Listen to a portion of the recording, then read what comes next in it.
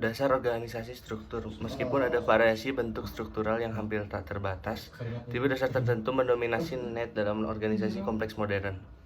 Mengilustrasikan 3 organisasi dasar struktur. Struktur konglomerat adalah varian dari struktur divisi dan dengan demikian tidak ditentukan digambarkan sebagai struktur keempat. Secara umum, setiap struktur cenderung mendukung beberapa perusahaan. Kecepatan strategi lebih yang lain yaitu ada 3. Yang pertama, struktur sederhana. Tidak memiliki kategori fungsional atau produk dan sesuai untuk perusahaan kecil. Didominasi pengusaha perusahaan dengan 1 atau 2 produk garis itu beroperasi di sebuah pasar kecil dan mudah diidentifikasi. Karyawan cenderung menjadi generalis dan dari semua perdagangan. Yang kedua, struktur fungsional sesuai untuk perusahaan menengah dengan beberapa lini produk di satu industri. Para karyawan cenderung menjadi spesialis bisnis fungsi itu sendiri. Import ke industri seperti sebagai manufaktur, pemasaran, keuangan, dan manusia sumber daya. Yang ketiga, divisi struktur adalah sesuai untuk sebuah besar perusahaan dengan banyak produk terkait di industri. Para karyawan cenderung menjadi fungsional spesialis terorganisir menurut perbedaan produk atau pasar. Struktur dasar organisasi. Yang pertama ada pemilik, setelah itu pekerja. Di bagian 2 ada fungsional struktur. Yang pertama ada manajer puncak, dibagi menjadi 4, yaitu manufaktur, sales, keuangan, dan personil. Bagian ketiga, divisional struktur. Ada manajer puncak, dibagi menjadi 2, divisi produk A dan divisi produk B. Pada divisi produk A ada manufaktur, sales, keuangan, dan personil. Pada divisi produk B ada manufaktur, sales, keuangan, personil juga.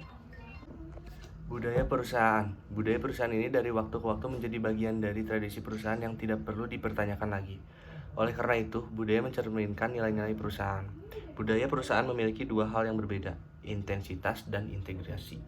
Intensitas budaya adalah sejauh mana anggota satu unit menerima norma, nilai, atau konten budaya lain yang terkait dengan unit tersebut. Ini menunjukkan kedalaman budaya. Karyawan secara integritas budaya. Ini adalah luasnya budaya, dikontrol secara hierarkis, dan berorientasi pada kekuasaan seperti unit militer, dan memiliki budaya yang sangat terintegrasi. Namun semua karyawan cenderung memegang nilai dan norma budaya yang sama. Yaitu yang pertama, menyampaikan rasa identitas bagi karyawan. Yang kedua, membantu menghasilkan komitmen karyawan terhadap sesuatu yang lebih besar dari diri mereka sendiri. Yang ketiga, menambah stabilitas organisasi sebagai sistem sosial. Yang keempat, berfungsi sebagai kerangka acuan bagi karyawan untuk digunakan untuk memahami kegiatan organisasi dan untuk digunakan sebagai panduan kinerja perilaku yang sesuai. Misalnya, budaya perusahaan yang menekankan sosialisasi karyawan baru memiliki perputaran karyawan yang lebih sedikit, yang mengarah pada biaya yang lebih rendah. Karena budaya perusahaan memiliki pengaruh yang kuat pada perilaku orang-orang di semua tingkatan, mereka dapat sangat mempengaruhi kemampuan perusahaan untuk mengubah arah strategisnya. Penggabungan 2 budaya yang berbeda jika tidak ditangani dengan bijaksana dapat menciptakan beberapa konflik internet yang serius. Beberapa masalah budaya meskipun kedua perusahaan adalah pemasar barang konsumsi yang kuat. Manajer pemasaran adalah penghubung utama perusahaan dengan pelanggan dan persaingan, dan juga lokasi geografis. Melalui riset pasar, perusahaan dapat mempraktikkan pasar kontrol yang dapat digunakan untuk mempengaruhi permintaan dan untuk mendapatkan keunggulan kompetitif adalah produk, tempat promosi, dan harga. Di dalam masing-masing dari keempat variabel ini terdapat beberapa subvariabel tercantum dalam tabel tadi yang harus dianalisis dalam kaitannya dengan pengaruh terhadap divisi. Siklus hidup produk pertumbuhan dan dengan jatuh tempo yang menurun.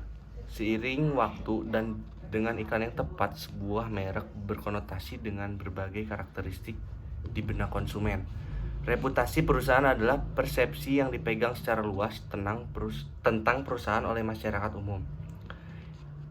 Yang berikut terdiri dari 2 atribut, yaitu yang pertama, persepsi pemangku kepentingan tentang kemampuan perusahaan untuk menghasilkan barang yang berkualitas. Yang kedua, keunggulan perusahaan di benak para pemangku kepentingan diamati dan hanya dapat dipelajari melalui pengalaman.